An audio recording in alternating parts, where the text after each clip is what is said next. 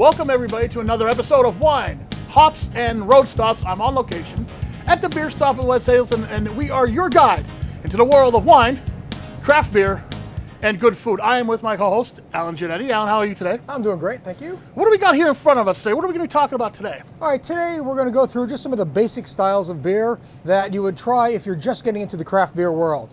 Nothing extremely heavy, nothing extremely bitter, not getting to the big double IPAs or barrel-aged beers or anything like that. So just nice, easy drinking beers, one that you could easily drink several of. So we're going to go the opposite direction of last episode. Correct, yeah. Last episode, we drank some really hoppy beers. Right. Really good beers. Like, I like that stuff, but this is for someone that we're trying to bring them into our world a little bit, right? Correct, yes. You don't want to drag them in, you want to just kind of absolutely. Nicely. Little steps in, little steps. You know, we'll start with some basic beers that are going to give you some nice maltiness as opposed to the hoppiest end of things. I like to drink. A lot of people tell me that beer really isn't that healthy for you. Now, I beg to differ. I know beer is filled with nutrients and vitamins and all that good stuff. It's basically made with the same ingredients that bread is made out of. That is true. That is true. You have wheat, you have barley, you know. And if an average 12-ounce bottle of beer sported a nutritional facts label, like the ones that you see on food, this is what it would tell you. That beer has no fat, beer has no cholesterol, beer is caffeine-free, beer contains no nitrates, it's low in sugar, contains significant amounts of magnesium, selenium, potassium, phosphorus, chock full of B vitamins, and beer is 92% water. A little history thing for you.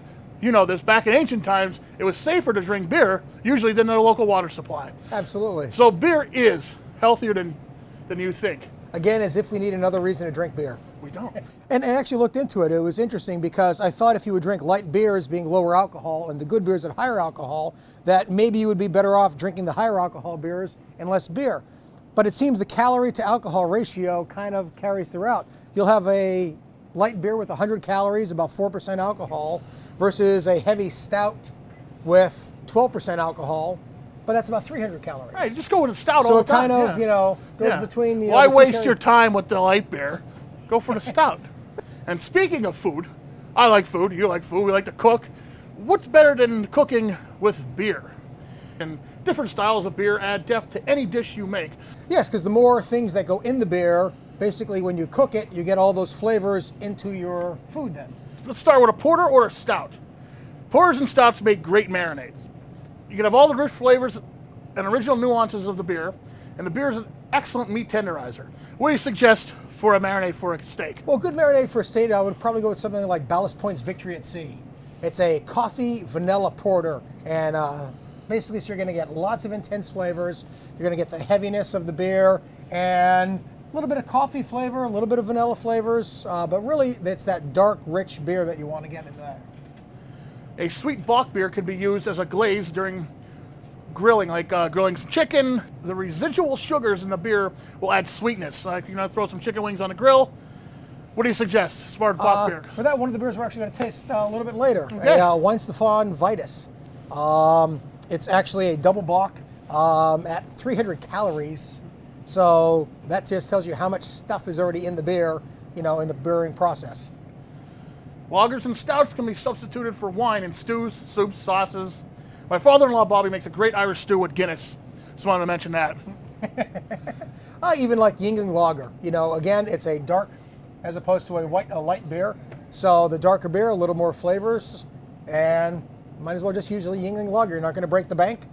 Yingling Lager is also really good for boiling sausages. If you get some good German sausages, forget the water, put a whole bunch, 6-pack of Yingling Lager in. I know it's tough to ruin all that good beer, but you're not ruining it.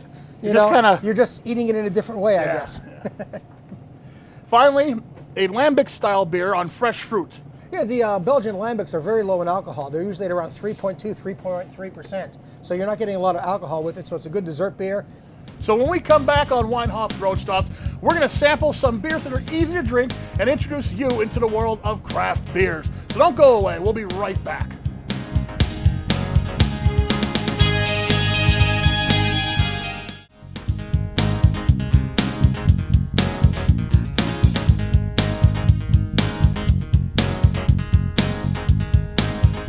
Welcome back to Wine Hops and Road Stops on location at the beer stop in West Hazelton. If you like what you see, go to our Facebook page, facebook.com/ Wine Hops and Road Stops. Tell us where you want us to go. Tell us what you want us to talk about in the world of wine, craft beer, and good food. Right now, we got some craft beers. What we got here? Let's try them out. All right, we're going to first start with the Purple Haze. It has a IBU of 13, so that's very low on the bitterness scale, and alcohol of 4.2%. Now this is a raspberry lager, basically. Okay. And as you tasted it, I mean, it smells like a fruit juice. Mm-hmm. Well, you can taste it. Fruit beers aren't exactly my thing either, but if you're just getting into the craft beer world, a fruit beer, you know, particularly for my wife loves all the fruit beers. Mm-hmm. It's a wifey thing. Yeah. But again, it's something. It's not a watery beer. At least it's still a beer. It is a beer. You know, so yeah, you don't get a lot of smell from it. It's not a wine cooler. You Right. don't get that wine cooler, you know, extreme fruit smell. It's kind of a beer with just a little bit of, you know, fruit in it. It's pretty good though. Yeah, not too bad. All right. For what it is. Yeah. Next is the Devil's Backbone. Okay. Now this is a lager out of Virginia. That's like a little bit newer to the area. So this is a full lager. It's coming in at 15 IBUs and 5.5% alcohol. Now again, the IBU scale that we're talking about goes from 0 to 2,500. Most of your normal beers, though, aren't going to go over 70, 80. That's about Right. the average. And these fall in the this lower. is all the low scale. Nothing the we're low going to try scale. today is going to be above 25 IBUs. And that affects what? That basically affects not the alcohol content, but it really just affects the pure bitterness scale. How much hops you put in it will determine how much of a bite there is to it. Because again, like you said last show, just because we say bitter doesn't mean it's bad. This is good. This is a very good lager. It is. It's nice. It's full. It's rich. A lot of flavor. Without a lot of hops in it. There's not a lot of Exactly. hop taste to it. No. So it's a little different than what I usually drink. Yeah, you drink it and you're not getting that second wave of bite or bitterness like you do in the IPAs. Anyone that likes a lager should try this. All right, next one is the Wicked Weed, and it's the Lunatic Blonde. This just came in, so I've actually never had this. So this is a blonde ale? This is a blonde ale, yes. Now this one actually is 21 IBUs and 6.5% alcohol, So which is it's- high for a blonde. Right, and it's not a small beer. I was No. going to say it's not like, No. 4 or 5, percent alcohol. That's usually what the blondes are. This is a little Correct. higher, so Yeah, just because you're getting into the realm of things doesn't mean you're limited to one style or two styles. Pretty much in almost any style except for IPAs, there are things that you'll want to try that aren't going to be overwhelming. this is good. I could drink this. I could be happy with this. This is good. Yeah, there's a lot in there. There's a little bit of clove almost, or coriander, Yeah, and that. But it's nice, it's light, it's refreshing. there's just enough hops in it to make a hophead like me smile. Like Look. I could taste the hops, You- which is good. You know there's a hop there, but again, you're not getting that second flavor at the back end Right. on that. All right, next this is from New Belgium. This is their Honey Triple. This is a triple ale, so it's coming in at 10% alcohol and 25 on the IBU scale. So a little bit more hoppiness in it than the last one, Correct. and a lot more alcohol. A than the lot more last alcohol. one. 10% out of only 25 IBUs. It's good and it's dangerous. It's dangerous, I say, because you cannot smell No. the alcohol really in this. You don't really taste the alcohol. There's no second alcohol Burn bite or anything. bite that you usually get when you get to like 9-10%. You start tasting that alcohol burn, Yeah. and this kind of covers it. Yeah, you could be drinking well. this on the beach and polish 3 or 4 off, and next thing you know, they're He's thinking Calling about the you beach out. already. It's the middle of winter. He's thinking about the beach. well, I'm headed to the beach tomorrow. So, All right, we gotta get you out of here fast then. Okay, what's next? all right. Next from Weinstefan, it's the only German one we're doing today, and the first one we've ever done. This is the oldest brewery in the world. Continuous operation from 1040 AD. Wow. So Genghis Khan drank this beer. Charlemagne. Charlemagne. You know. So, and this is a double Genghis block. Khan. And box style was a difficult one to kind of fit into our mix of things, but I wanted to. This is the one that, even though it's a clear beer, it's only coming in at 17 IBUs, 7.5% alcohol, but 300 calories for a beer. So, I mean, this is almost like a meal in itself. So we were talking about before about healthier beers. This one has a lot of stuff in it. This has a lot of stuff in it. But you know what? If it's good for the Mongol king, it's good for me. It's a historic beer. Yeah. It's good. It's very good. Very good. And German beers always have that same finish to them, that same aftertaste. they're all drinkable, and because the Germans like to sit down at lunch, have a couple of beers, dinner, a couple of beers. Who could blame them, after though, a couple right? of beers. Yeah. So, I'm going to Germany.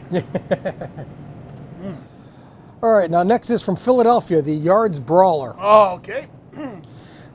Now, even though we're getting darker in tones, this only has 12 IBUs, so very, very low on the bitterness scale. But you're going to get a lot of malt in this one. So what type of beer is this? This is a brown ale. Okay. And thus brown. Brown.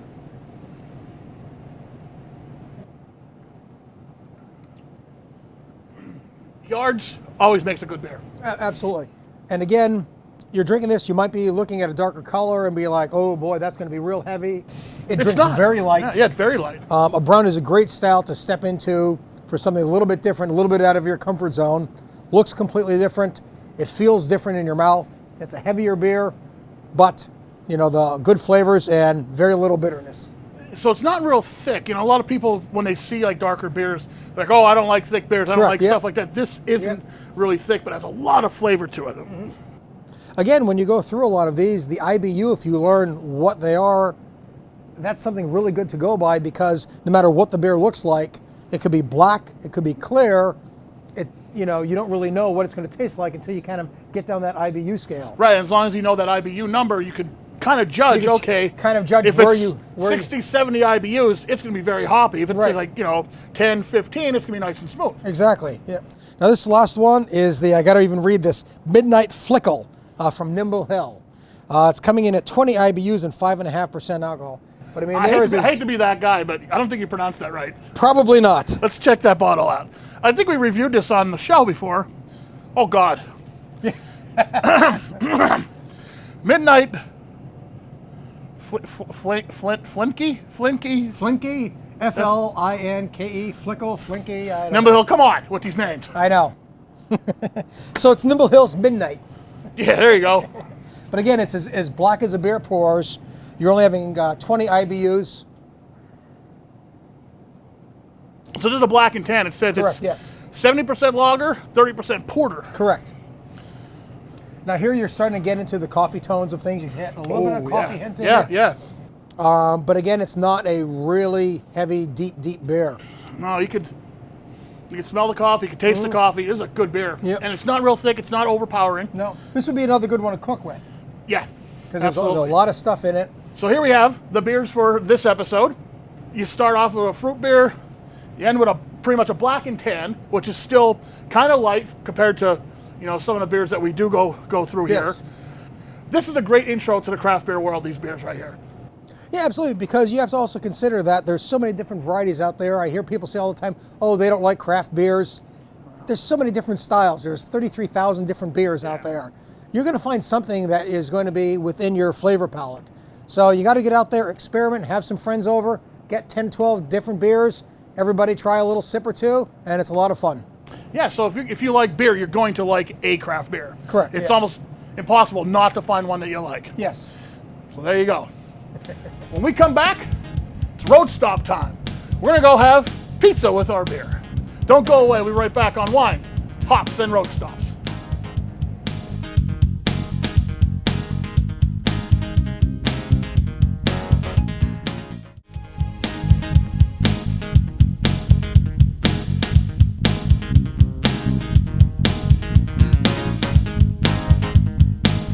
Welcome back to Wine, Hops, and Road Stops right here on WYLN TV 35. You like what we do here?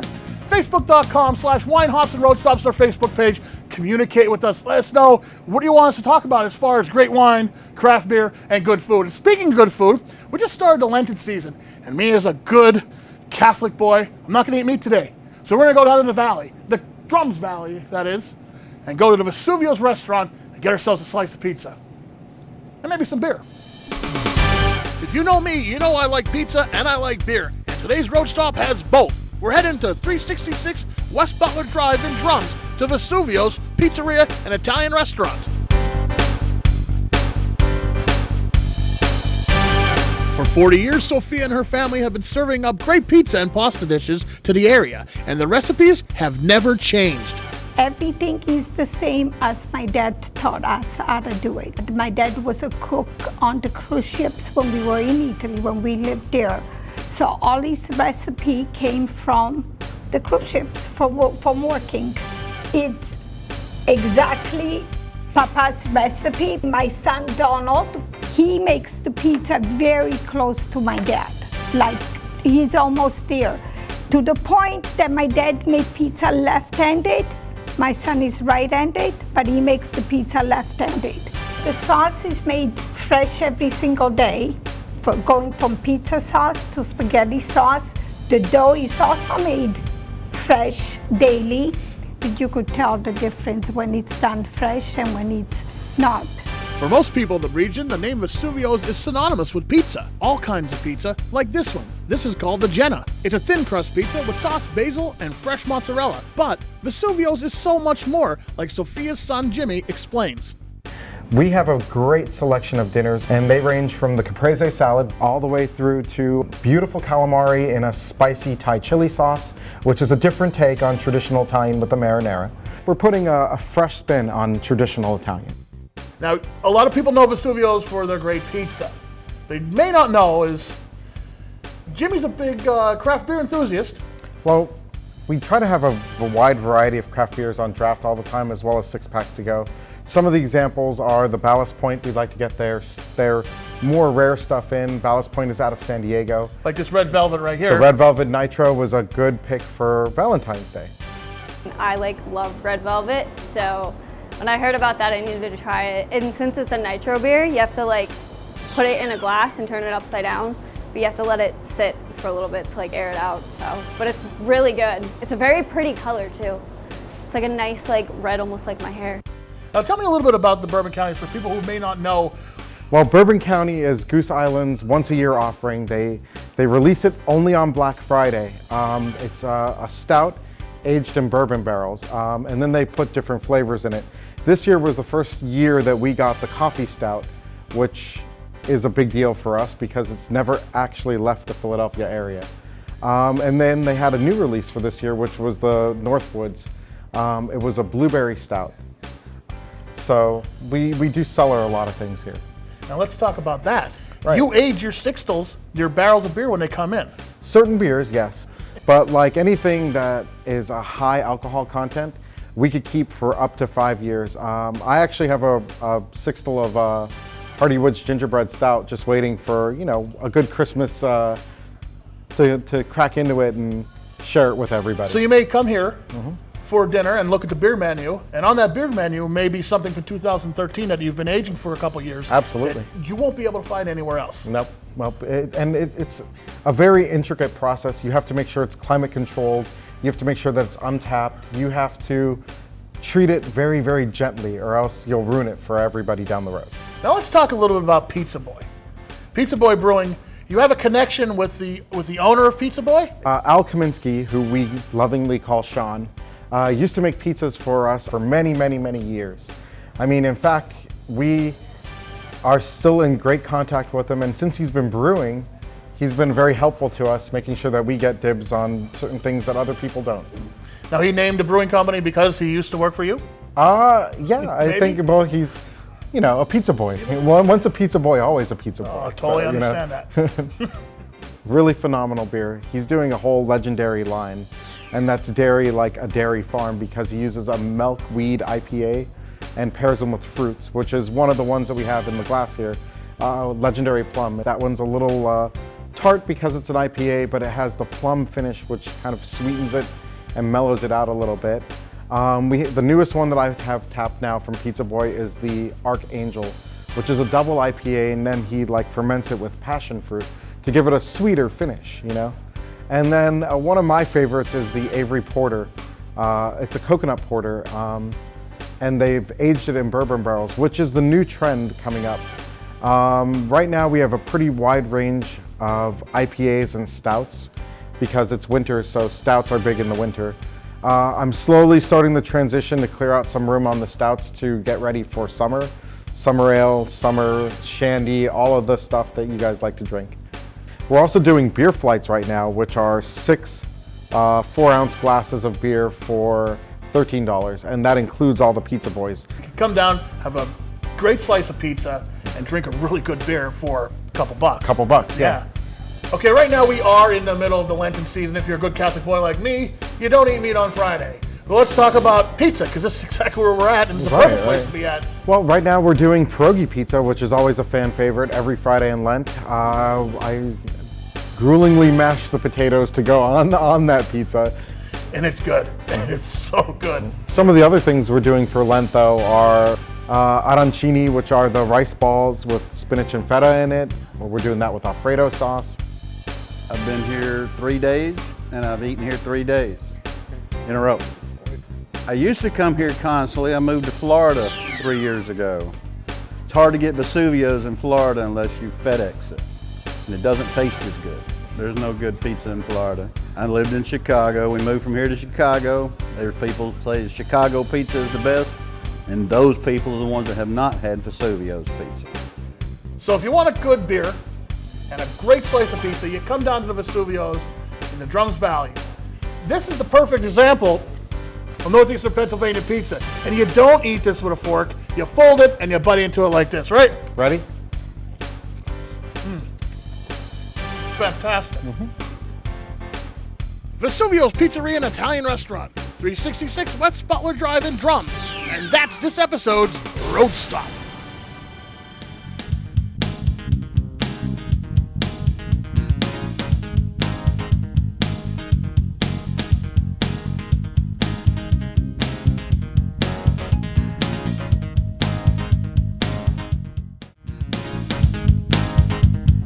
That's all time we have on Wine, Hops, and Road Stops this time.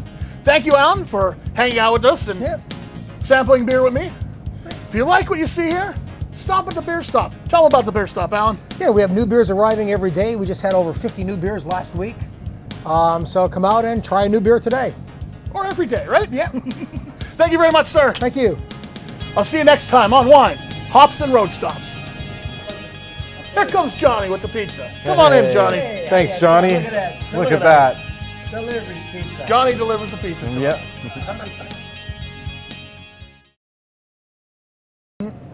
Yeah, I like this beer. That's nice, isn't it? Yeah, Unfortunately, I like it's a seasonal, so it's like kind of one and done. The honey flavor's nice in it. It does. It comes out, which is surprising.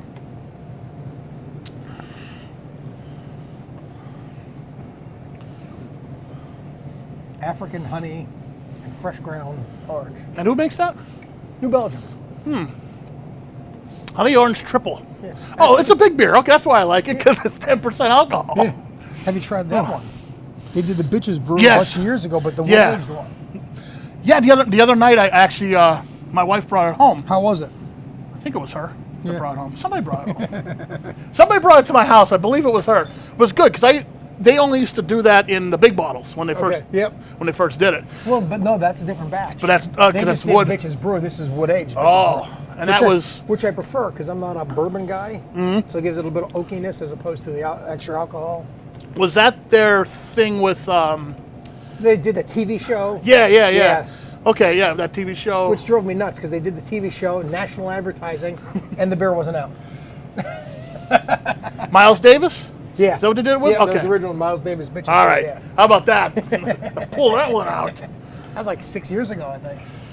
Yeah, because it used to be just in the big bottles. Big bottles, yeah. That is good though. Was it? Okay. It is good. The original one was good. That one, if I remember correctly, the other day was good. I think I tried it. I just try so many beers. Too little time, too many beers. I don't know. Yep. I'm up over 10,000, so.